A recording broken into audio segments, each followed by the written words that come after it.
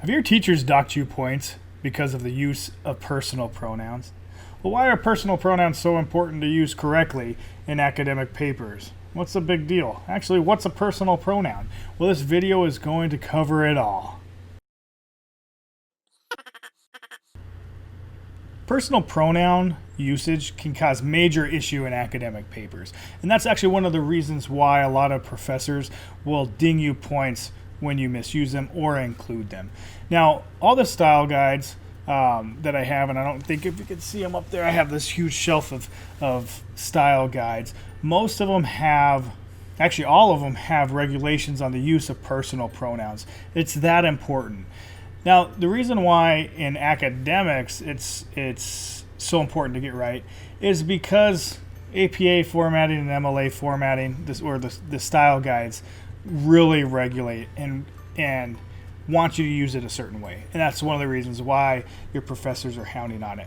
The real reason in the professional world to get your personal pronoun usage fine-tuned is because it could cause a lot of issues, syntactical issues, sentence structure issues. It could cause grammar issues and mass confusion if you don't get them right.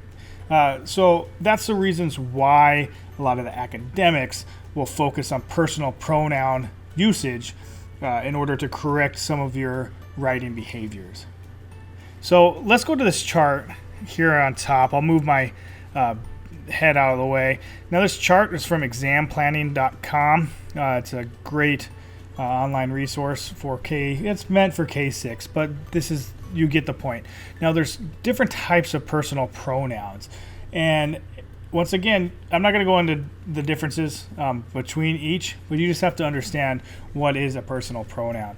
So a personal pronoun, you have I, we, you, he, she, and they. That's subjective. Objective is me, us, you, him, her, and them. Possessive is my, mine, our, ours, your, yours, his, her, hers, and their, and theirs. And reflexive is all the myself, ourself, yourself, himself, herself, and themself. The biggest issues that I see in academic writing are the use of the subjective and the objective. So I, we, and you. Those are the three ones, I, we, and you, that can cause a whole bunch of trouble in academic writing. All right, so enough of the chart. Let's get into the nitty-gritty and what we're looking at. So what do the academic style guides say? So MLA, APA, and Chicago say about personal pronouns. Well, like I said before, they're all pretty much the same thing. What you want to do is you want to avoid personal pronouns in your papers, even on opinionated papers. So let's start with I, because I is the most important, right?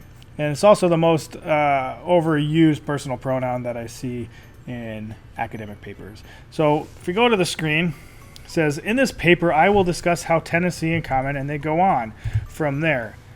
Okay, once again, we're trying to avoid the use of I. So the quick fix is just saying, let me switch this to red. This paper will discuss how Tennessee, and then go on from there.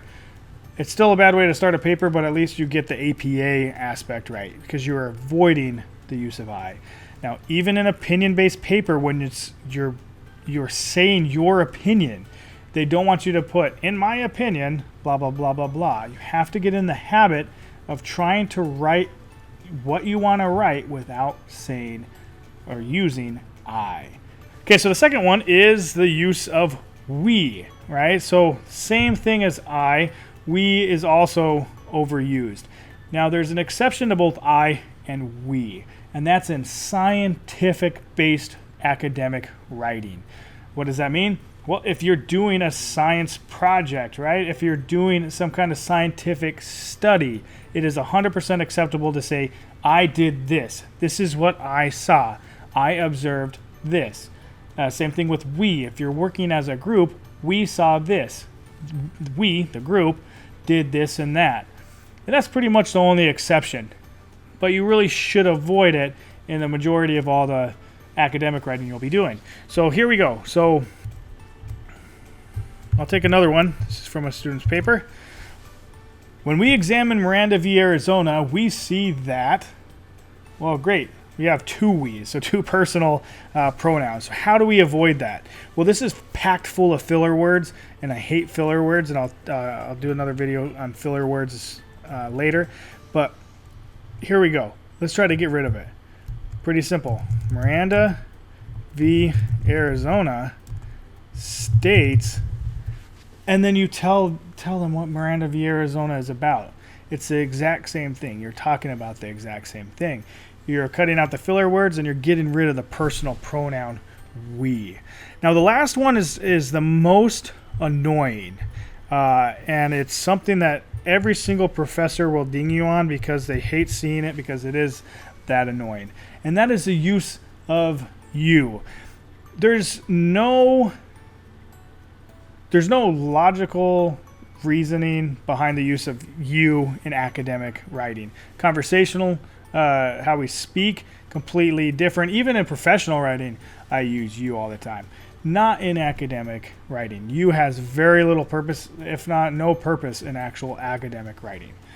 So eliminate it altogether. Here is one that I took out of a paper. It says, this means that if you own any kind of property and you pass away, you are able to pass down or transfer the ownership to someone else. Well, look at all those yous. You, and you. So how do you rephrase that sentence, right? So let's figure out how to rephrase this sentence. Okay, so now let's figure it out. Ready? Here we go. Okay, so if a person owns any kind of property and passes away, they are able to pass down or transfer the ownership to someone else. Okay, you got rid of you completely. Now you say, oh no, there's another personal pronoun, they. That's acceptable. Why? Because you're talking about this fictitious person, right? You're talking about a person. So your sentence structure can stay parallel. Obviously, you're going to have to use personal pronouns. So all personal pronouns aren't bad. It's just how you use them can make them bad.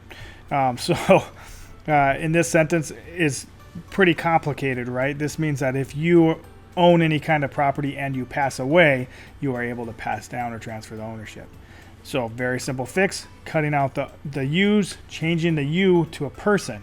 If a person owns any kind of property and passes away, they are able to pass down or transfer the ownership to someone else. A lot smoother. Okay, so that's pretty much personal pronouns in a nutshell. Really try to avoid and focus on the eliminating the use of I, we, and you.